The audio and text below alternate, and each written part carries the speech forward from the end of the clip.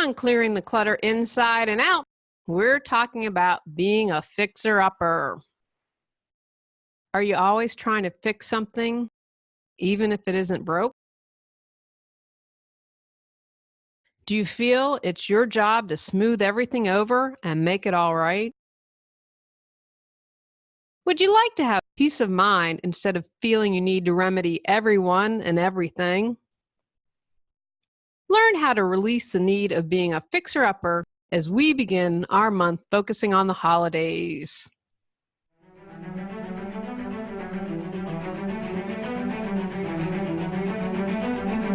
Ready to clear your clutter and share your gifts with the world? Every Tuesday at 1 p.m., join award-winning professional organizer, author, and certified life coach Julie Coraccio on clearing the clutter inside and out as she teaches you how to navigate the waters to declutter your life. Julie Coraccio destroys the box and examines clutter in all areas: physical, mental, emotional, spiritual, energetic, relationships, health, finances, and more.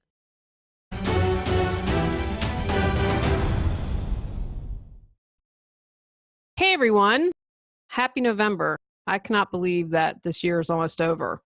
A couple of house cleaning items before we get going on today's episode. My online holiday workshop begins Thursday, November 8th.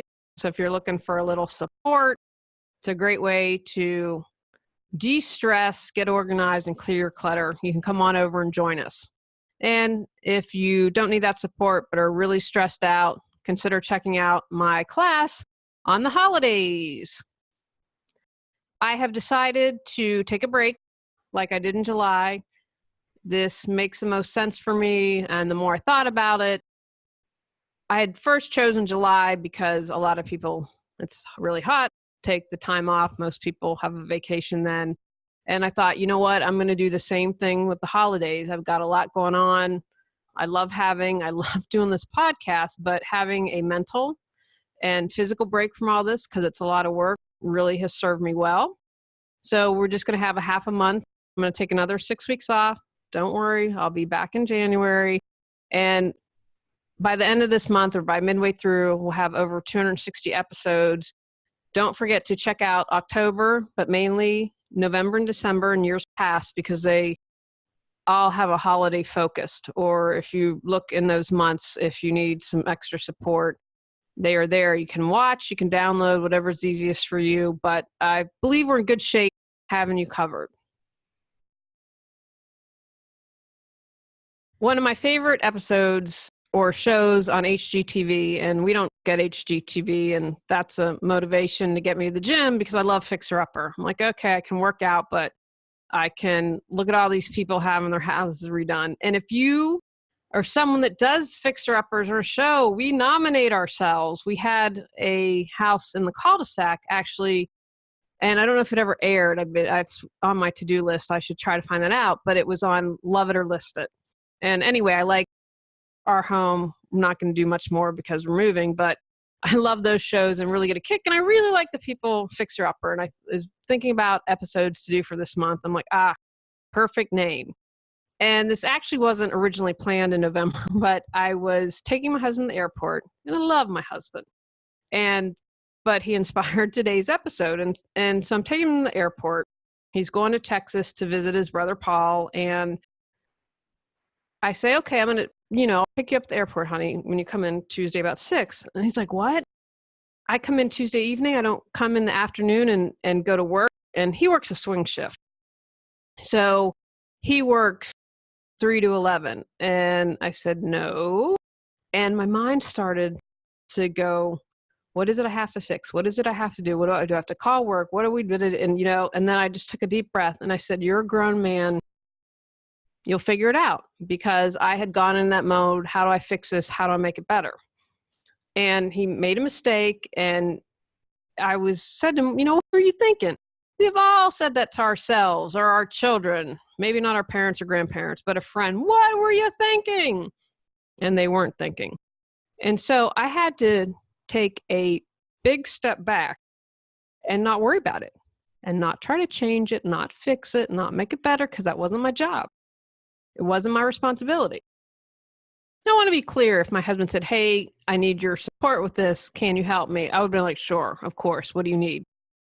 But it was a bigger issue of owning my life, owning that I can't fix everything, and that's ultimately not my responsibility. And so that was the main reason for doing this episode. And at first I was like, fixer upper, should we really do this in November? Do I need something that concentrates on the holidays more? And then I remembered a conversation I had with someone. I do interviews on other podcasts, but I also get requests for written interviews, for example, for a blog or magazine article or whatever.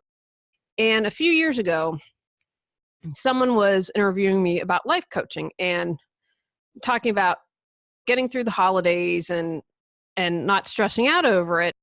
And I don't remember I remember the conversation. I'm like, if the pumpkin pie gets burnt, it's okay. And she had sincerely asked me this, and it wasn't someone being sarcastic or trying to be funny. And she's like, is it okay if, the stuffing get burnt or the pumpkin pie? I'm like, of course it is. And so talking like, how would you handle that situation? And so I thought, well, yeah, that happens during the holidays. We try to fix people and change and all that. So this ended up, I'm like, okay, this is good to go.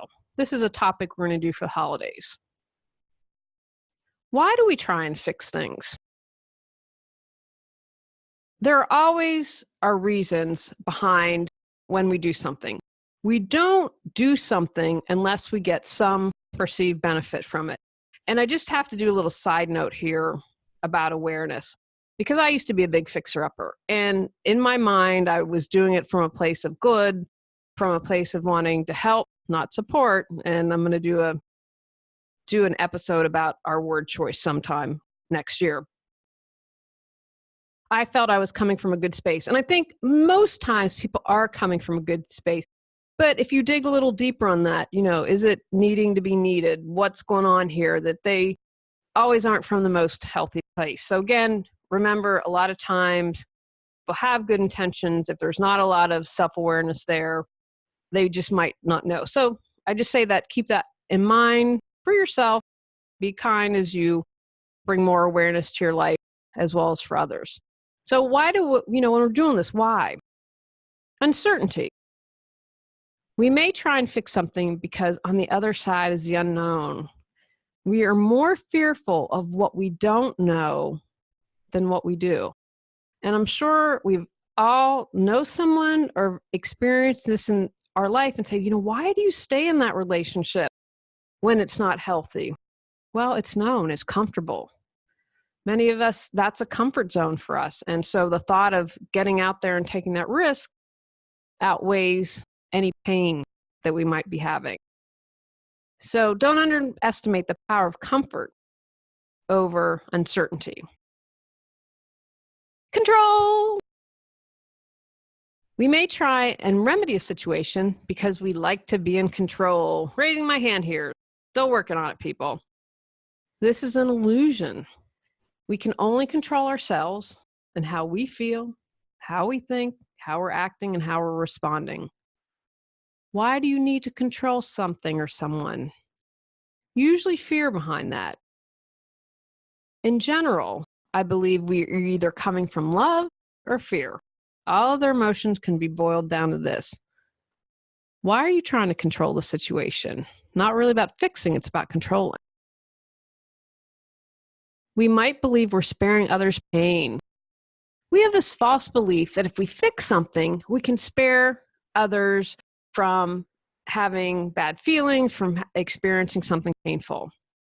I've talked about before being the peacemaker in my family. Now, my family's not crazy. I don't want to give the impression that it's Hatfields and McCoys and all the smoothing over needs to happen. It was more about my comfort level if things weren't, and I'm very aware of energy and what people are feeling, and I'm more sensitive to that than others. So when I used to do this, it was also a way to calm me down, I believe. The reality is I can't prevent people from being upset with one another and causing each other pain, and I can't change that.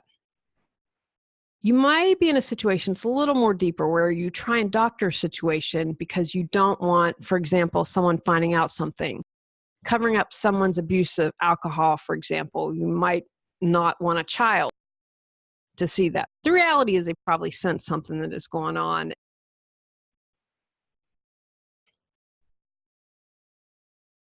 Feeling responsible. We can get an unrealistic sense of what we're responsible for. I did an episode about this last month. If you need to, listen to that, watch it again, because it was a learning curve for me. I was taking on responsibility for a few different people, and it wasn't mine. I'm responsible for my own life and no one else's. You are responsible for you and you only. If we also feel guilty about something, we may try and fix it to ease our guilt. Think about that for a moment. Is there something that you try to fix it because maybe you didn't do something and you feel guilt and you're like, oh my gosh, I'll try to make this better. We also falsely believe we have the power to make it all better. We may think that we have the ability to fix and provide a solution. That's our ego talking, 100% ego. When we do this, we're saying we don't trust in the other person to take care of themselves or that they might have the ability to solve the problem. That's selling someone else short. It might seem like it's something good on the surface, but in the long run, it really isn't. And I'm working on a book now, and just about an hour ago, I was writing, we underestimate our ability. We really do. I think a lot of times we sell ourselves short and can handle and do a lot more than we give ourselves credit for. Are you overwhelmed each holiday season? Do you try and stay organized but can't keep up with it all? Would you like to reduce your stress during the holidays instead of having it grow? My proven coaching, training, decluttering, and organizing tips can get you where you need to be quickly. Don't get stressed out during the holidays. Now is the time to prepare. Go to reawakenyourbrilliance.com. We may think we're better than others or that we know what is best for others. Again, totally coming from the ego. I say this a lot, and I know I always say it with the client. You know what is best for you. When I work with someone, I don't know what's best for them.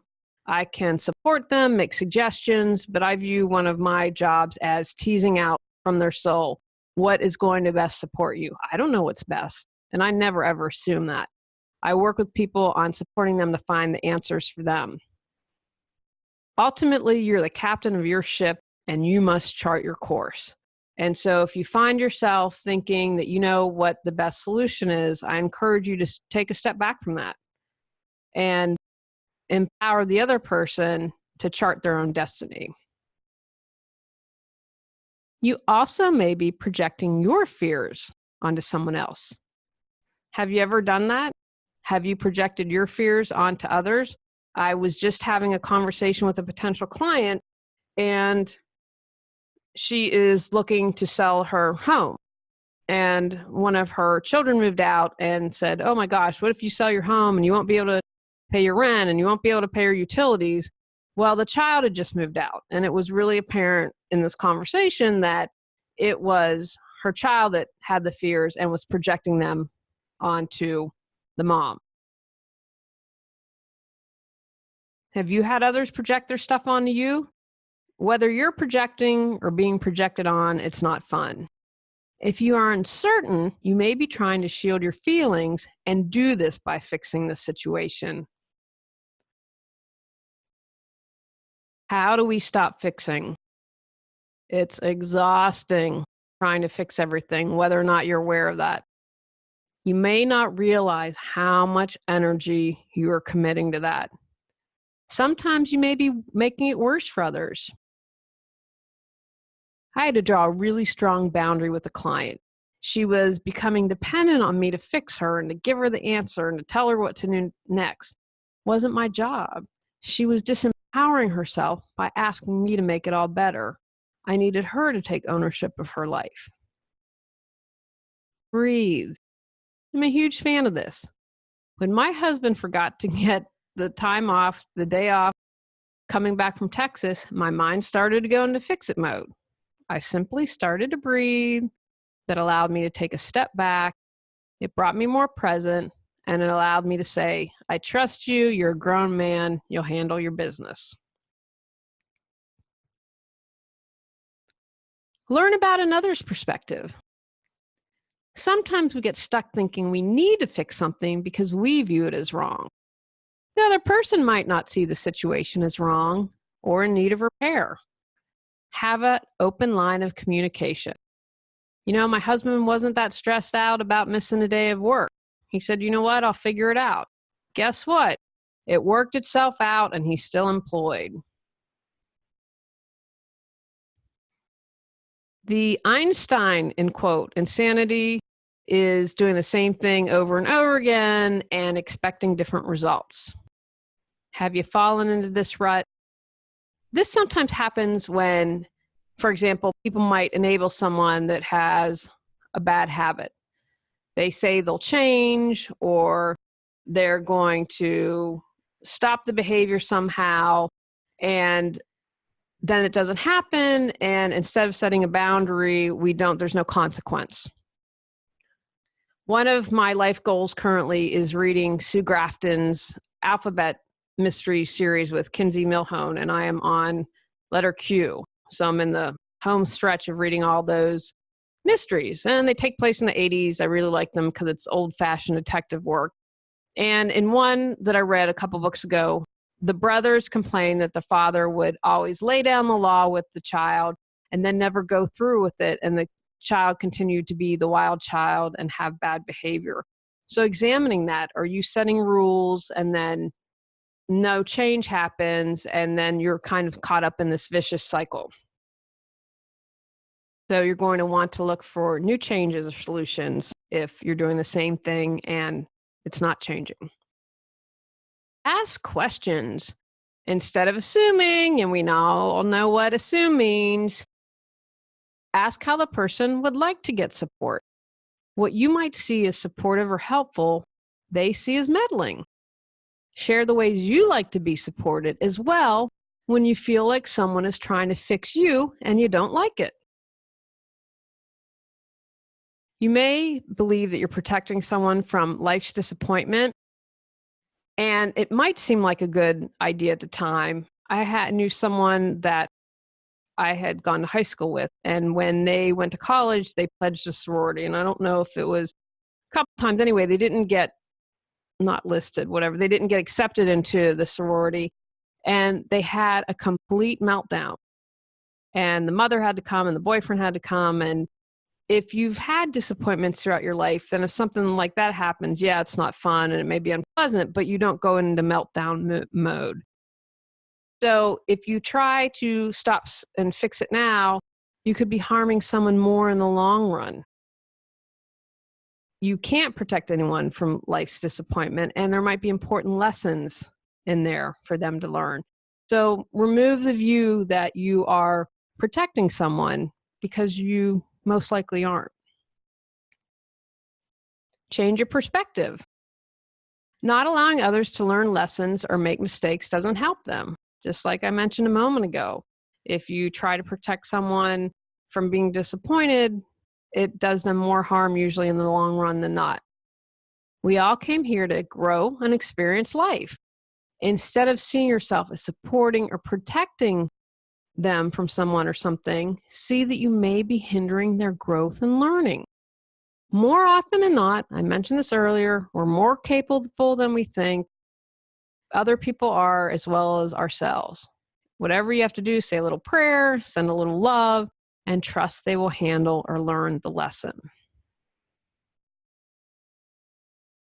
Understand you can't make anyone happy. Happiness is an inside job. By trying to fix something, it doesn't necessarily mean it will result in someone being happy. What people choose to think, do, say, and act is totally up to them. When I figured this out, I finally met my husband. And I also believe it helps our marriage because I don't burden him with an unrealistic expectation that he has to make me happy. So your fixing and meddling might not result in happiness. You can't save anyone, not your place or job. I remember once when I was working my last job, I was a director of development before starting my own business, and we had a grant, and it was to get people healthier.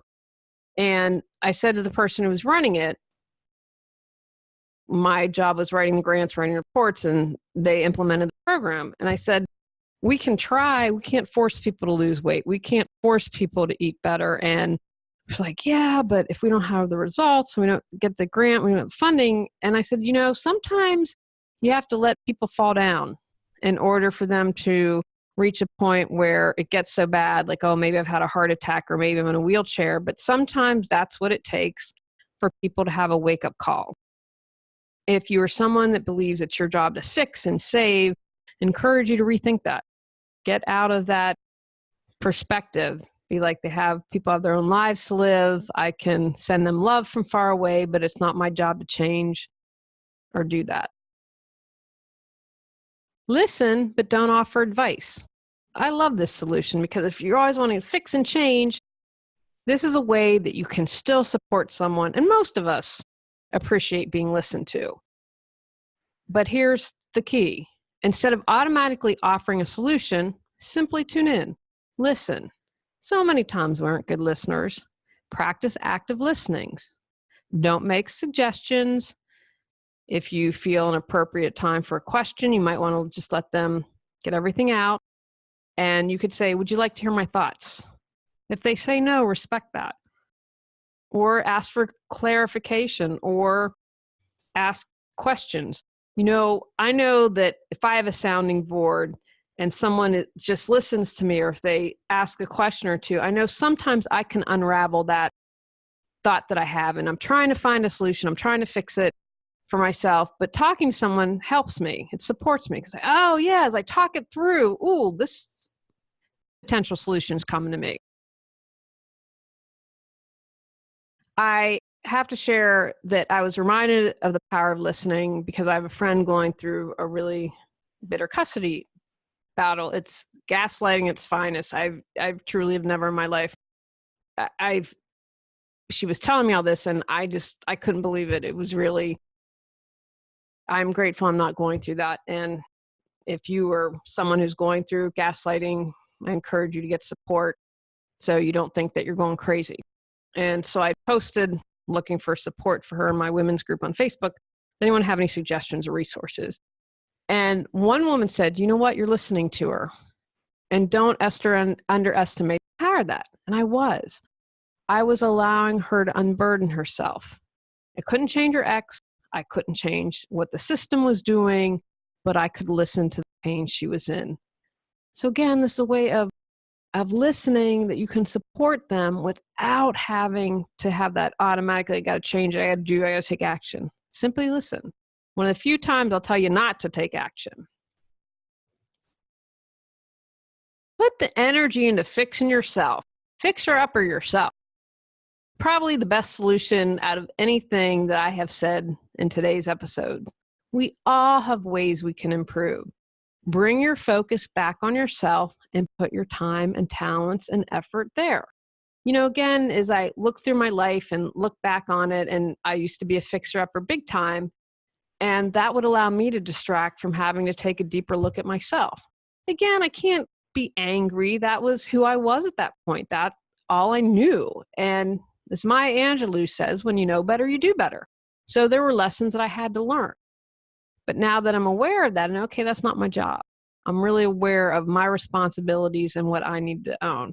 So be gentle with yourself if you've been a fixer-upper, and turn that awesome energy and solution solving back on yourself. Take actions from today's podcast. Acknowledge who you try to fix. Be aware when you're attempting to fix a situation. Practice self-reflection and why you feel the need to fix. Become present. Are there any fears you can address? Create a plan to stop fixing situations, events, and others. put your amazing energy into improving your own life. On next month's bonus episode, we're talking about trigger finger. Go out, clear the clutter to create the life you choose, deserve, and desire. Ready to live a more joyful and fulfilling life?